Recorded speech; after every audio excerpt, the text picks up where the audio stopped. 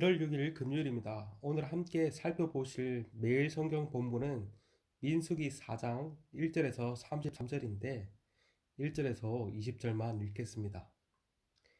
또 여호와께서 모세와 아론에게 말씀하여 이르시되 레위 자손 중에서 고하 자손을 그들의 종족과 조상의 가문을 따라 집계할지니 곧 30세 이상으로 50세까지 해막의 일을 하기 위하여 그 역사에 참가할 만한 모든 자를 계수하라. 고앗 자손이 성막 안의 지성물에 대하여 할 일은 이러하니라.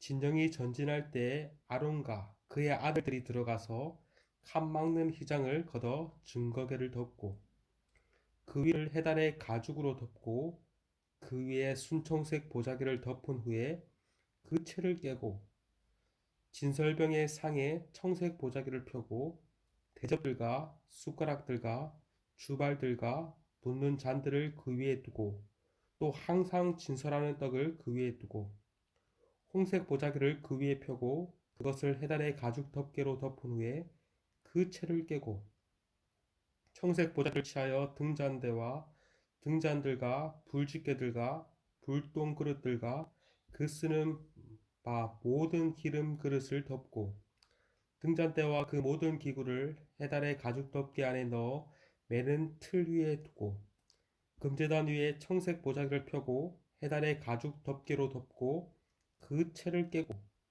성소 안에서 봉사하는 데 쓰는 모든 기구를 취하여 청색 보자기에 싸서 해달의 가죽 덮개로 덮어 매는 틀 위에 두고 제단에 재를 버리고 그 제단 위에 자색 보자기를 펴고 봉사하는 데 쓰는 모든 기구 곧 부름기는 그릇들과 고기 갈고리들과 부삽들과 대야들과 제단의 모든 기구를 두고 해달의 가죽 덮개를 그 위에 덮고 그 채를 깨물 것이며 진영을 떠날 때 아론과 그의 아들들이 성소와 성소 모든 기구를 덮는 일을 마치거든 고앗 자손들이 와서 맬 것이라. 그러나 성물은 만지지 말라. 그들이 죽으리라. 해막 물건 중에서 이것들은 고앗 자손이 맬 것이며 제사장 아론의 아들 엘라살이 맡은 것은 등류와 태우는 향과 항상 드리는 소제물과 간유이며 또 장막 전체와 그 중에 있는 모든 것과 성소와 그 모든 기구니라. 여호와께서는 또 모세와 아론에게 말씀하여 이르시되 너희는 고앗 족속의 지파를 레위인 중에 끊어지게 하지 말지니 그들이 지성물에 접근할 때에 그들의 생명을 보존하고 죽지 않게 하기 위하여 이같이 하라. 아론과 그의 아들들이 들어가서 각 사람에게 그가 할 일과 그가 맬 것을 지휘하게 할지니라. 그들은 잠시라도 들어가서 성소를 보지 말라. 그들이 죽으리라. 민수기 1장에서 이스라엘 회중 중 20세 이상으로 전쟁에 나갈 남자의 수를 계수하였다면 3장과 4장에서는 그 계수에서 제외되었던 레위인의 수를 계수하는 내용이 나옵니다. 앞서 살펴봤듯이 3장에서는 1개월 이상 된 레위인의 남자를 계수하였다면 오늘 본문인 4장은 성막 봉사를 위한 30세 이상부터 50세까지의 남자의 수를 계수합니다. 이 모든 일들이 하나님의 말씀을 따라 이루어진 일입니다. 3장에서 1개월 이상 된 레위인의 남자의 수를 계수할 때 레위의 세 아들의 출생순인 게르손, 고앗, 므라리 자손으로 순서가 언급되었다면 4장에서는 이 순서가 조금 바뀝니다. 고앗, 게르손, 므라리 순으로 언급됩니다. 그 이유는 아마도 성막 기물들을 옮기는 고앗 자손의 역할이 중요했기 때문인 것 같습니다. 먼저 4장 1절에서 20절은 고앗 자손들의 직무에 관해서 나옵니다. 고앗 자손들은 성막 내부에 있는 중요한 기구를 감당했습니다. 지성소 안에 있는 증거궤와 성소 안에 있는 진설병상, 등잔대, 금제단, 그리고 성소에서 봉사에 쓰는 모든 기구를 감당했습니다. 오늘 본문은 비교적 자세하게 성막의 기물들을 어떻게 다루어야 할지에 관해서 말을 하고 있습니다. 15절에서 말하는 바 고아 자손들은 성소의 기물들을 만질 수 없었습니다. 성막을 이동할 때 아론과 그의 아들들인 제사장들이 하나님께서 제시해 주신 방식대로 성물을 포장했습니다. 5에서 14절은 어떻게 성물을 포장할지에 관해 언급됩니다. 지성소에 있는 증거기만 하더라도 3번을 포장해야 했습니다. 처음에 휘장으로 한 번 덮고, 두 번째 해달 가죽으로 덮고, 세 번째 충성색 보자기로 덮어야 했습니다. 성소 안에 있는 진설병상 등장 때 금제단 또한 청색 보자기와 또 때로는 빨간 보자기, 홍색 보자기와 해달의 가죽 덮개로 덮어야 했고, 성소 뜰에 있는 번제단은 자색 보자기와 해달의 가죽 덮개로 덮어야 했습니다. 이렇게 성물 포장이 끝이 날 때 고아 자손들이 채를 이용하여 성물을 옮겨야 했습니다. 15절은 이것을 잘 요약하고 있습니다. 진영을 떠날 때 아론과 그의 아들들이 성소와 성소의 모든 기구 덮는 일을 마치거든 고아 자손들이 와서 맬 것이니라. 그러나 성물은 만지지 말라. 그들이 죽으리라. 해방 물건 중에서 이것들은 고아 자손이 맬 것이며.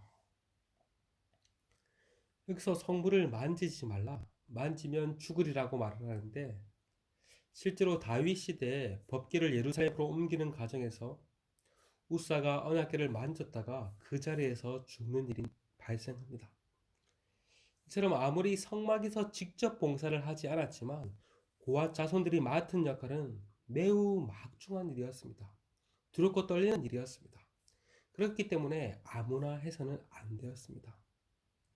레위인 중에서도 30에서 50세로 이 연령이 제한되었습니다. 신체적, 정서적, 영적인 자질을 갖춘 시기에 가능했던 것입니다. 이처럼 하나님의 일은 열정과 열심만 있다고 해서 할 수 있는 것이 아닙니다. 그를 감당할 수 있는 영적, 정서적 자질이 더해질 때 가능한 일입니다. 그리고 그 일을 할 때도 두렵고 떨림으로 감당해야 합니다. 그런 의미에서 우리는 얼마나 하나님의 일을 두렵고 떨림으로 감당하고 있는지 우리 자신을 되돌아보게 됩니다. 바라기는 하나님께서 우리에게 익숙함이 아닌 하나님의 일이라고 교회의 일이라고 해서 은혜로 하면 된다는 명목하에 대충 하는 것이 아닌 우리 각자에게 거룩한 부담감을 주셔서 두렵고 떨림으로 그 일들을 감당할 수 있기를 소망해 봅니다. 4장 21절에서 28절은 게르손 자손의 직무에 관해서 나옵니다. 게르손 자손들은 성막 휘장과 성막 덮개, 성막 주위를 둘러싸고 있는 뜰의 휘장 문들과 줄들과 그것에 사용하는 모든 기구를 맡아 운반하였습니다. 그리고 29절에서 33절은 므라리 자손에 관한 직무가 나오는데 므라리 자손들은 성막의 뼈다에 해당되는 널판과 띠와 기둥과 받침 등을 운반하였습니다. 아마도 무게가 가장 무겁고 양이 많았을 것입니다. 육체적으로도 많은 힘이 요구되는 고된 일이었을 것입니다. 이처럼 레위인들은 군인의 역할에서 제외된 대신에 성막을 맡은 자로서 그 책임이 막중했습니다. 왜냐하면 레위인들이 이 직무를 잘 감당할 때 백성들로 하여금 하나님의 임재의 장소요 하나님과의 만남의 장소인 성전에서 하나님과의 교제가 가능할 수 있었기 때문입니다. 여러분, 우리 또한 마찬가지입니다. 오늘날 우리 또한 레위인과 같은 존재로 부름받은 자들입니다. 사역자들만 레위인이 아니라 오늘날의 모든 그리스도인들은 레위인과 같은 존재로 부름받았습니다. 다만 오늘 말씀에서 같은 레위인이라고 할지라도 자손에 따라 직무가 달랐듯이 우리 또한 맡은 직분에 따라 역할이 다를 뿐입니다. 누가 더 중요한 일을 하고 덜 중요한 일을 하고 없습니다. 고아 자손이 성막 기구를 옮기고 게르손 자손이 성막 덮개를 옮겼다고 해서 고아 자손들의 역할이 더 중요하고 게르손 자손들의 역할이 덜 중요하다. 아닙니다. 각자 맡은 역할의 차이일 뿐 똑같이 중요한 하나님의 일들을 감당하였던 것입니다. 마찬가지로 주님의 몸된 교회를 섬기는 일에 있어 모든 역할이 다 중요합니다. 교회 안에서 더 중요하고 덜 중요하고 하는 일은 없습니다.